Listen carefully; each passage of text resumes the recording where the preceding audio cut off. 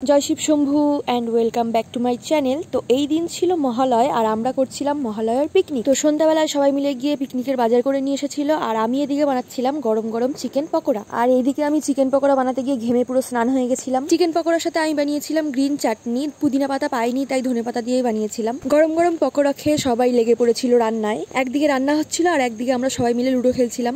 আর পিকনিকের মেনুতে ছিল গরম ভাত, দেশি মুরগির মাংস আর স্যালাড। এই বছর সবাই মিলে ঠিক করেছিলাম যে রাত করে পিকনিক করব, তাই পিকনিকের রান্না করতে করতে 2:30-3টে বেজে গেছিল।